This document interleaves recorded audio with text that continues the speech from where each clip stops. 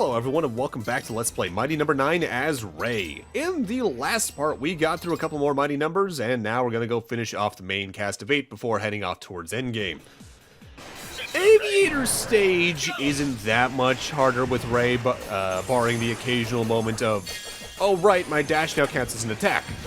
For instance, any of the metal crates we've seen throughout the playthrough thus far in either Beck or Ray's playthroughs, Ray can just dash through those to destroy them in one shot, whereas Beck, you actively have to shoot them from afar to destroy them a lot because they have a lot of health compared to the strength of his Buster. Although that's one thing I should note, you can also just dash into a lot of enemies or projectiles, even if they don't get destroyed by it. You're able to just bounce off of them without taking damage, which can actually be useful in even the final boss to help avoid some hits and damage. There are times where dashing into things will get you hurt, but for the most part you'll just bounce right off them unharmed. Which means you are at times very open for damage still, don't get me wrong, but it's worth noting all the same. So let's talk about the par times and all that needed for this particular stage. Let's see. For the radio tower, in order to get the time par for this stage's Beck, the par is 9 minutes. The kill count required is 56, and the combo required for base is 25. In order to get to the various ranks, C rank requires 12,500, B rank requires 26,250, A rank requires 37,250, and S rank requires 66,500 points. I imagine a lot of this stage's particular time stuff comes from one thing, this extraordinarily lengthy mini-boss compared to a lot of the other ones in the game, but also just the long-winded platforming sections outside of the tower when you're fighting against or with the wind to try and get somewhere, especially the one down the line where we're going to be pushed up by the wind and dashing left or right will constantly keep you ascending. Because I imagine the case, just for par stuff, figuring out that you can speed it up is the challenge there, on top of everything else.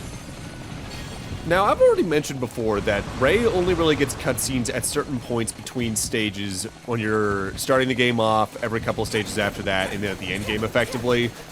But since they also cut out any cutscenes in the stages, you get some very awkward transitions here and again as they skip dialogue sections.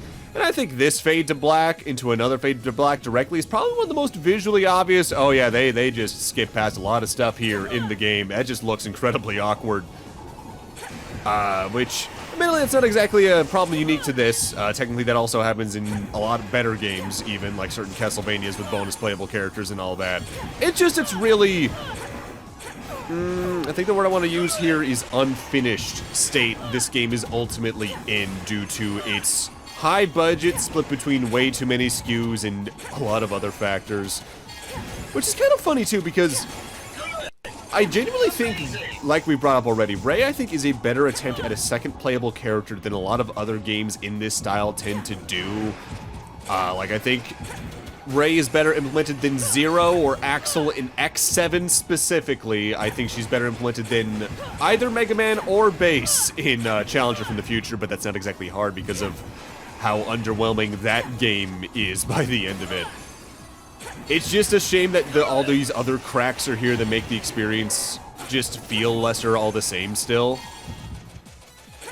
And even then, I'd say this is probably on any given first playthrough, assuming you're following this weakness order specifically, I'd say this is the last stage you're probably going to have a lot of fun with on a first playthrough, if you're having fun with the game to begin with, because we're coming up on Cryosphere and Pyrogen, who, as I mentioned earlier in the LP, I think are the two worst stages as Ray in the game. Not so much for the stages themselves, but for the boss fights, but we'll save that for when we're actually in those stages.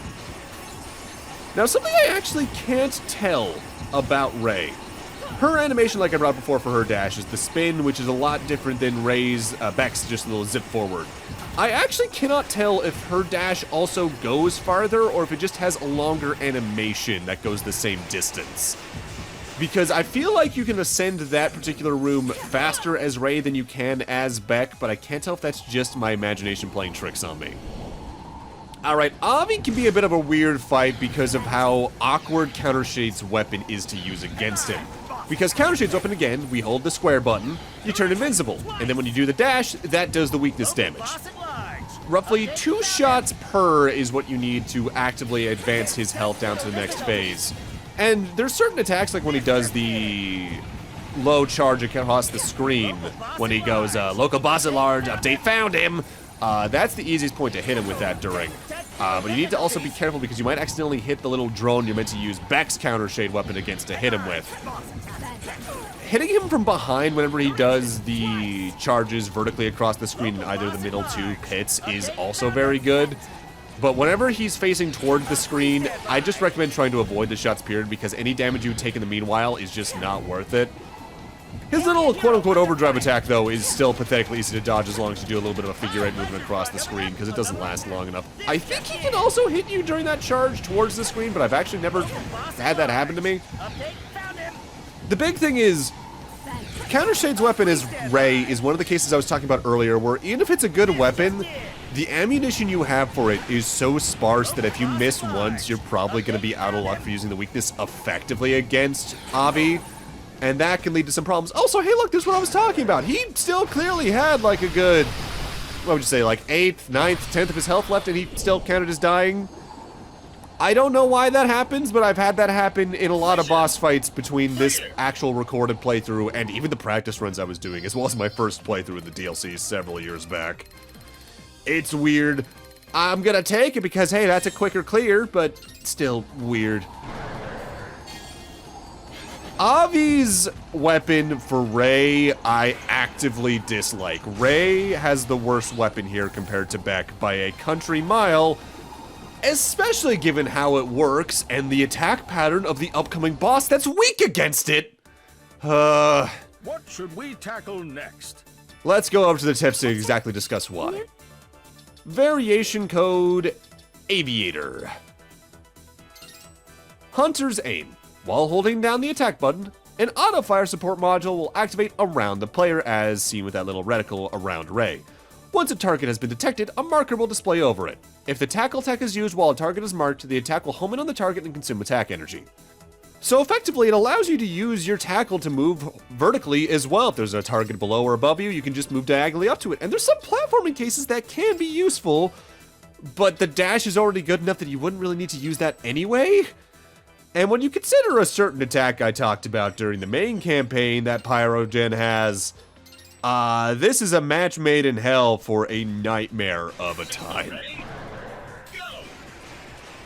With that said, Pyrogen's stage is actively harder as Ray no matter what, because there's not even the potential of certain instant kills being removed by Aviator that you have as Beck if you go do that stage first. Namely, the towers that crash down, you actively have to time your jumps around now, which isn't too bad, especially because, again, I think Ray does move fast enough where it's not that much of a problem, but keep it in mind all the same.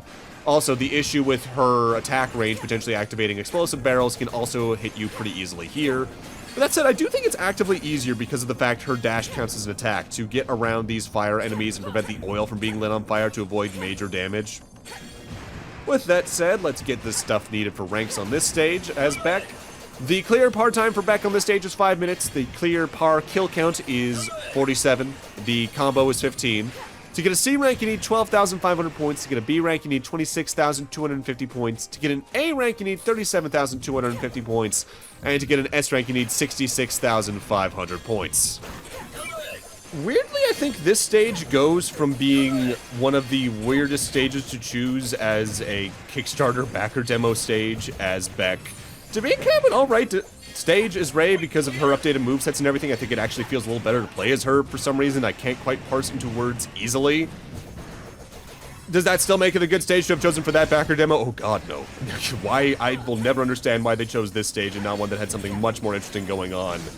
And also was just better paced, because if there's one thing I've always found weird about Mighty No. 9 specifically, it's that its stages are so uneven in length that it is just kind of off-feeling.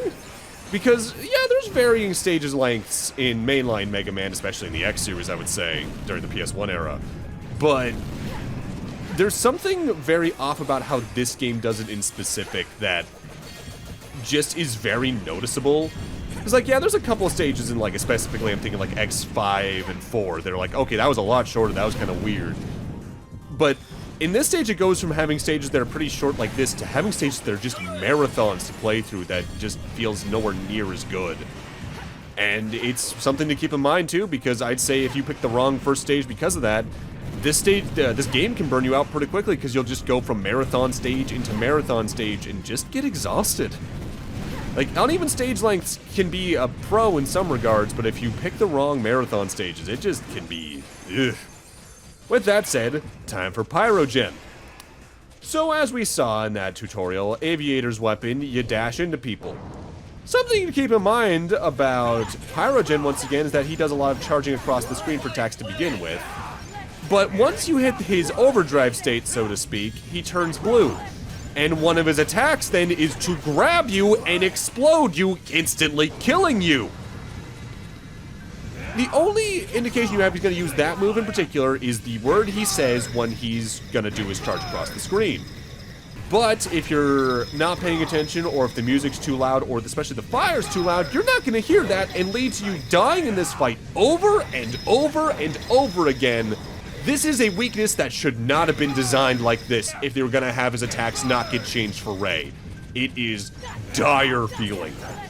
I mentioned before that I was feeling pretty good during the first stream session for recording this game.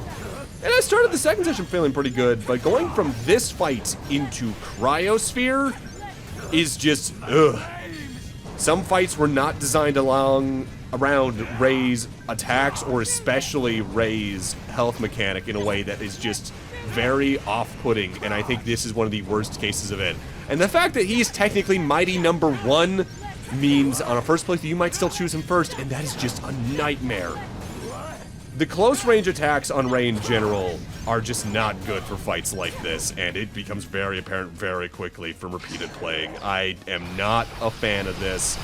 I kept all my deaths edited in just to show you how many times I would have died during this, and keep in mind, if I die enough on a fight in a recording like this, I also start the stage over again because I'm like, I need a clean run just to reset the slate. So I think I played through this stage at least 8 or 9 times trying to get a clean run of this. I am not a fan of this Pyrogen fight. And yet somehow he's not the fight I dislike the least out of all the Mighty Numbers is Ray. We're coming up on that. With that said, I do think Ray gets the better weapon from Pyrogen compared to Beck. Beck's weapon is okay as it is, it's just that it's not very good for boss fights. It's good for clearing out a lot of large spaces of enemies. But as Ray, you get a pretty good upgrade to just her straight up main attack. Let's read the brass tacks on it over in the tips though for the exact details.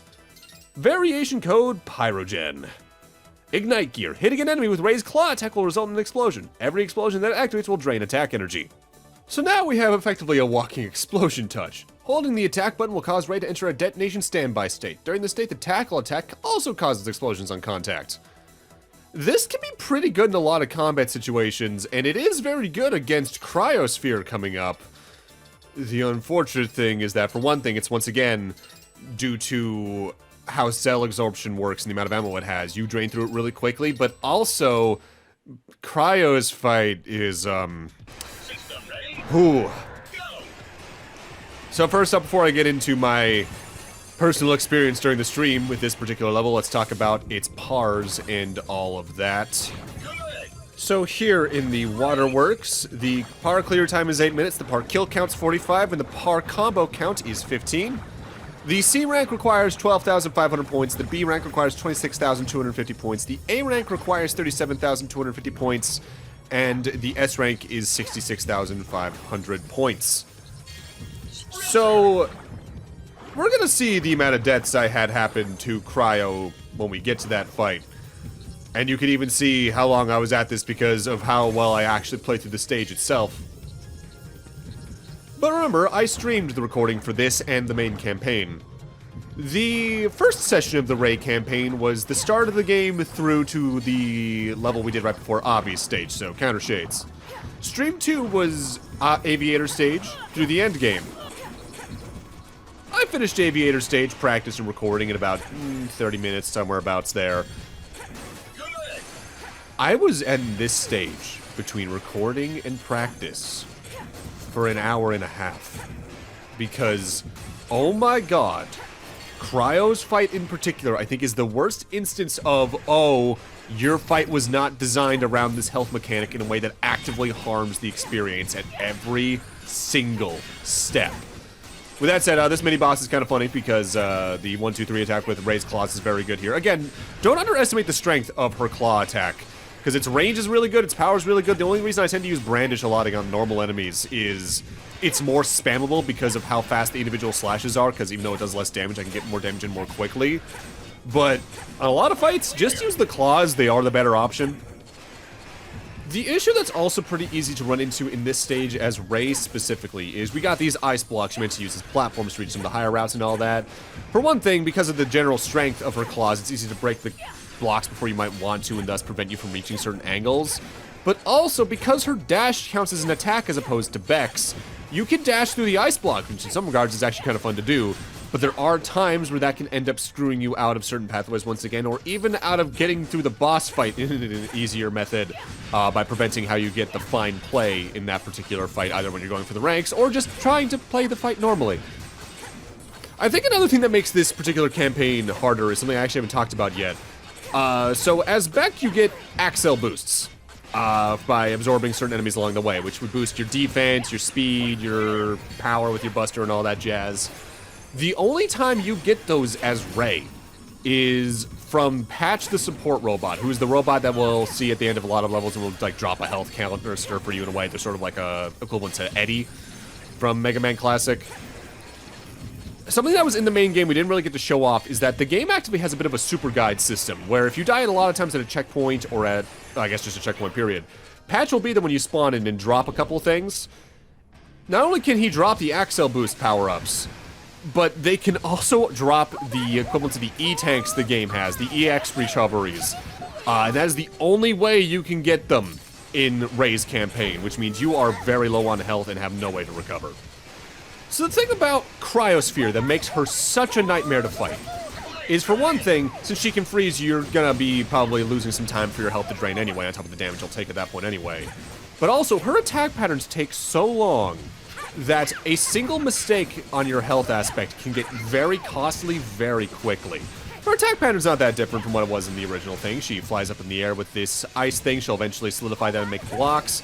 If you destroy enough blocks in a row and make her fall to the ground, she will get stunned, and that's how you get a fine play. But that is also the best way to stun her for you to actually do damage and thus get your health and your ammunition back for the pyro ability. It's just that doing that with Rey's base moveset can be a little tight because the explosion radius can't cover as large an area as Beck's can. On top of that, during the latter half of the fight, when she starts doing the wave of ice energy towards you, getting through her health in a way that keeps you safe for a lot of it is stressful, to say the least. This is the worst boss fight in the game for Rey, far and away, because the time needed to get through things just takes a while. Again, I think the raw recording for this, not counting the practice run, was like close to an hour in and of itself. This fight is not designed around Rey. They probably should have updated some boss patterns a little more to better reflect the changed moveset, if only just to speed up some attacks so you can get potentially to your next recovery phase a little more quickly. This fight alone is the main reason I would recommend going after Battalion first, because then that jump starts you along the weakness chain that saves her for last. But at the same time, especially if you only have the claws, I guess I could recommend taking her out first, just so you get it out of the way as quickly as you can. But either way, not fun at all. Though in retrospect, it makes me very glad that neither this or the Beck campaign had a boss rush. I found that to be a weird omission given how directly Mega Man everything else is about it. But if it prevents me from having to do this fight again as Rey in this campaign, you know what? Maybe it's a saving grace hidden in disguise.